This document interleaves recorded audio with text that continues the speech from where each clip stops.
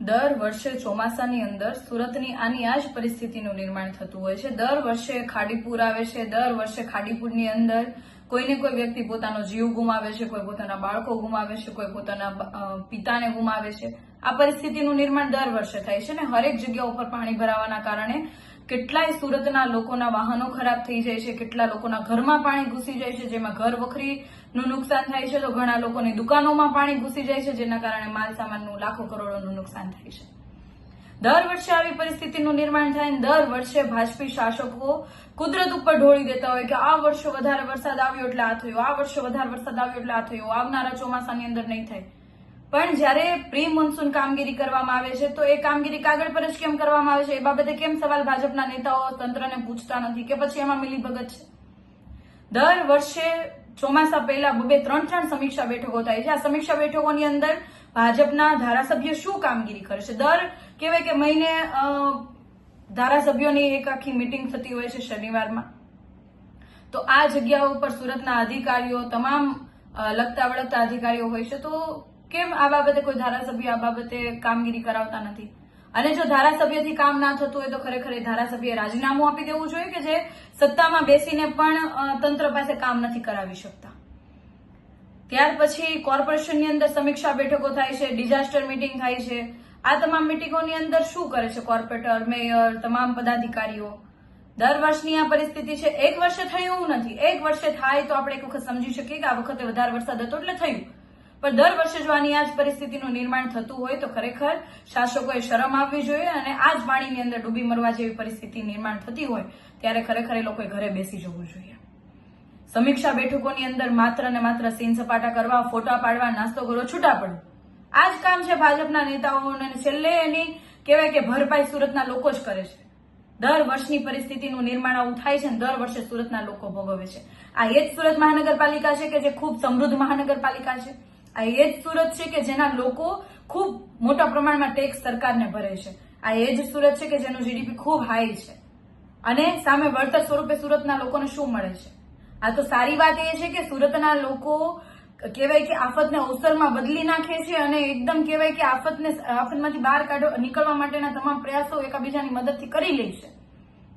પણ તંત્રની શું જવાબદારી? પાણી ભરાયું હોય તો એની કાઢવાની જવાબદારી નથી, કેમ કે જો કોઈ પણ બેઝમેન્ટમાં પાણી ભરાઈ જાય છે તો પણ પૈસા ભરીને એ લોકોએ બેઝમેન્ટમાં પાણી કાઢવા માટેના મશીનો મંગાવવા પડે છે। તંત્રની કોઈ જવાબદારી જ નથી બનતી, તો લોકો શા માટે વેરો ભરે છે? આવા નિયમો શા માટે બનાવવામાં આવે છે અને શા માટે એની કોઈ વ્યવસ્થા કરવામાં નથી આવતી? આ વર્ષે આ ચોમાસાની અંદર 15 થી વધારે લોકો મૃત્યુ પામ્યા છે, તો એના માટે જવાબદાર કોણ છે?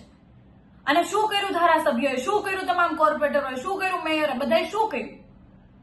લોકો એટલા માટે વોટ આપે છે તમને, લોકો એટલા માટે ટેક્સ ભરે છે કે આવી રીતના દર વર્ષે નિર્માણ થાય?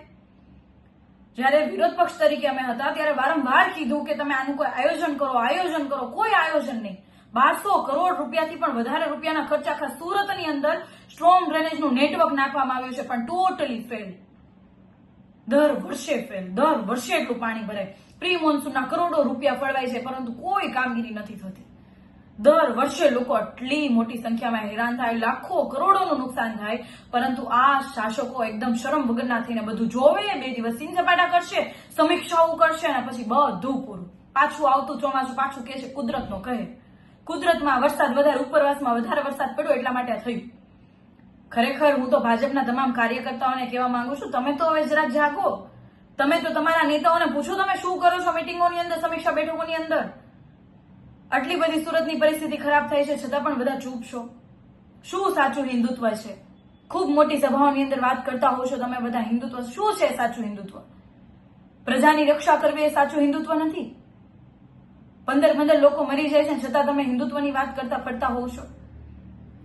રાજારામે વનવાસ ભોગવ્યો હતો પણ પ્રજાને ક્યારેય દુઃખી નહોતી થવા દીધી, એ સાચું હિન્દુત્વ હતું, એ આપણને શીખવતા હતા। શું શીખા તમે એમાંથી? છત્રપતિ શિવાજી મહારાજ કે જે પ્રજા માટે કેટલાય યુદ્ધ કર્યા, પોતાની આખી જિંદગી યુદ્ધ કરતા રહ્યા, એને પોતાનો રાજધર્મ નિભાવ્યો। તમે ક્યાં છો? રાજધર્મ કેમ નથી તમે નિભાવી શકતા? અને જો તમારાથી ના નિભાવાતો હોય તો તમારે ખરેખર ઘરે બેસી જવું જોઈએ અને તમે નહીં બેસો તો સુરતના લોકો, ગુજરાતના લોકો સમય આવતા જવાબ આપશે। હું તો સુરતના લોકોને ખૂબ ખૂબ ધન્યવાદ આપું છું કે જે લોકો દર વર્ષે આફતને અવસરમાં ફેરવીને પોતાના પરિવારજનોની રક્ષા કરે છે, પોતાના આસપાસના લોકોને મદદ કરે છે અને આ આફતમાંથી બહાર નીકળવા માટેના સતત પ્રયાસો કરે છે. પણ તમામ નાગરિકોને પણ કહેવા માંગુ છું કે આપણે સૌએ જ્યારે ખોટું થતું હોય ત્યારે આપણી પોતાની જવાબદારી અને ફરજ છે અને આપણો ધર્મ છે અને શીખવે છે કે જ્યારે ખોટું થતું હોય ત્યારે મૂંગા બેસવું એ આપણી કહેવાય કે કાયરતા છે. જ્યારે ખોટું થતું હોય ત્યારે એમને સામે અવાજ ઉઠાવવો એ આપણી જવાબદારી છે. આજે આપણે અવાજ ઉઠાવશું તો આવનારા સમયમાં એવી ઘટનાઓ નહીં બને, કોઈ પરિવાર પોતાના દીકરા કે દીકરીને નહીં ગુમાવે. અને શાસકોમાં થોડીક પણ શરમ વધી હોય તો એ આ પ્રી મોન્સૂન કામગીરીના આંકડાઓ ડિક્લેર કરે કે આ કેટલી કામગીરી થઈ ડિક્લેર કરે, ખાડીની અંદર કરોડો રૂપિયા જે ફાળવા હતા એમાં કઈ કઈ કામગીરીઓ થઈ એ બધું ડિક્લેર કરે, કોન્ટ્રાક્ટરોના નામ સાથે આ કોન્ટ્રાક્ટરને આટલા રૂપિયા ચૂકવ્યા. તમે કઈ નહીં કરી શકો તો કઈ નહીં, સુરતના લોકો એને જવાબ આપી દેશે. જય હિન્દ.